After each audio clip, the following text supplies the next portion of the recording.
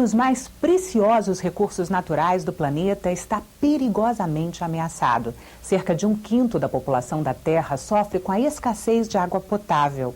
No Brasil, fontes e rios estão poluídos ou esgotados. O que fazer para enfrentar o problema? O repórter Senado percorreu as mais diversas regiões do país para mostrar o desafio da água.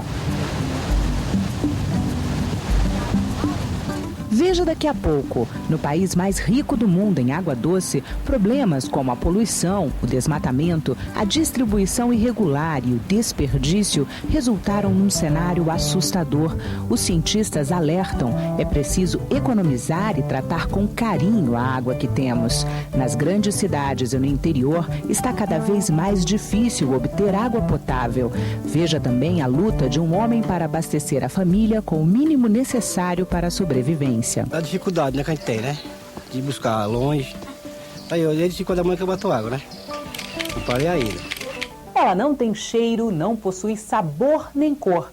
Mas sem ela, ninguém pode viver. Nós, seres humanos, somos 70% água. Os oceanos cobrem cerca de 4/5 da face da Terra. Só que a água doce constitui apenas uma pequena parcela, cerca de 3% do total disponível no planeta.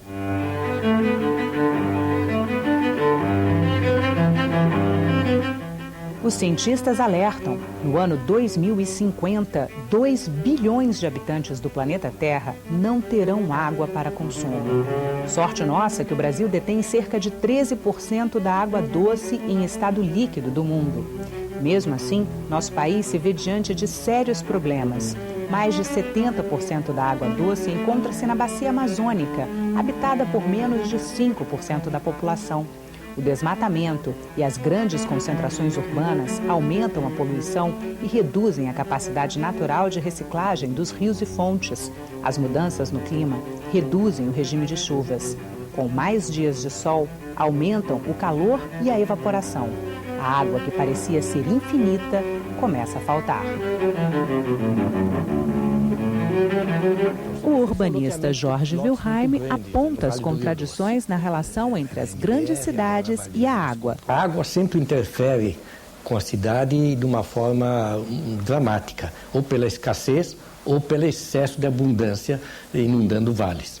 De maneira que quando se faz planejamento urbano e se analisa o sítio e a população, se deve sempre considerar esses aspectos da água dentro do sítio.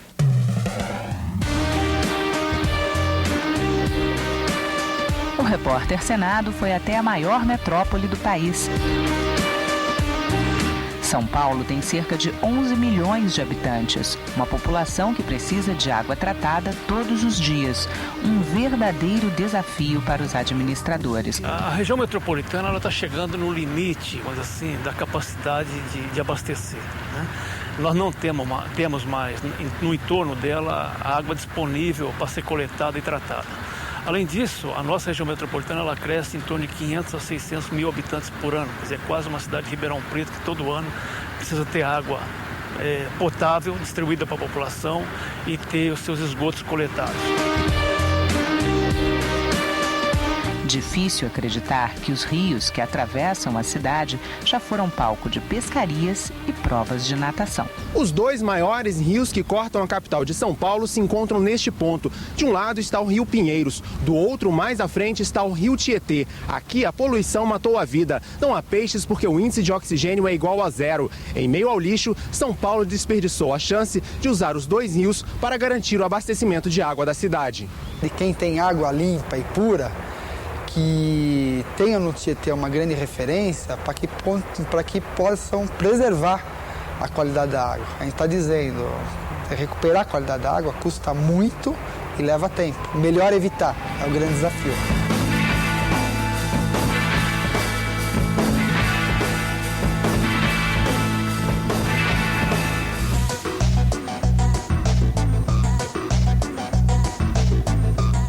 Será que nós, brasileiros, realmente nos damos conta do que está ocorrendo? Cenas como estas indicam que não. Pessoas lavam carros e calçadas com água tratada. Durante o banho, na higiene pessoal e em outras pequenas ações aparentemente inocentes do dia a dia, muita gente desperdiça água tão cara e tão preciosa. Eu acho que tem que saber economizar, porque a gente não sabe amanhã. Eu acho lamentável que falta muita consciência para as pessoas, né? Como o Brasil tem muita água, eu acho que as pessoas não têm consciência do quanto que elas gastam. Eu acho que hoje, nós brasileiros, ainda não temos tanta consciência de preservar a água. Achamos que a nossa água é um bem infinito, podemos usar ela da maneira que quiser, sem a mínima preservação.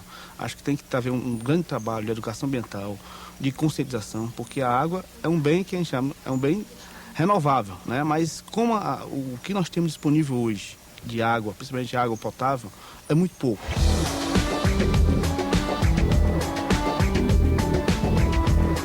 Uma das soluções para evitar o desperdício da água na cidade de São Paulo é a construção de um reservatório nos prédios para coletar a água da chuva. Essa exigência já faz parte das leis do município. Nós previmos uma série de cláusulas, né, pela qual a água de chuva, por exemplo, tem que ser retida durante 1 hora para não entupir a rede de águas pluviais, né, e não causar as enchentes. Mas, ao mesmo tempo, nós estamos dizendo que essa reserva de água pode ser recirculada nos prédios e ser utilizada para a irrigação do jardim, para lavar os carros, para toda a limpeza, né? E pode, inclusive, ser utilizada nos sanitários. Então, isso significa que os prédios têm que ter uma instalação dupla, né, para poder usar a água não potável separada da água potável que vai para a cozinha. A água dos oceanos, rios, lagos e de toda a superfície do globo evapora, formando as nuvens. Daí ela volta para a terra na forma de chuva, neve ou granizo. Parte vai para o subsolo, parte volta para os rios, lagos e oceanos. E o ciclo começa outra vez.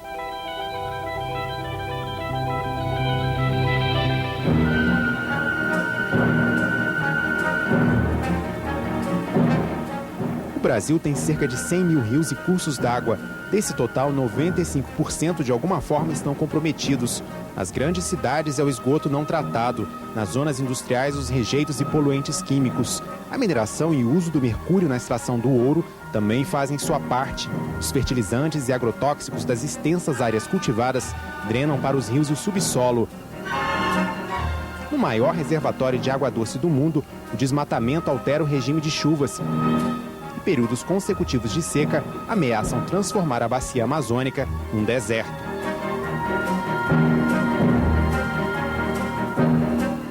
Veja depois do intervalo. Numa região de chuvas escassas e muita evaporação, as pessoas valorizam cada gota de água disponível. O repórter Senado volta já já.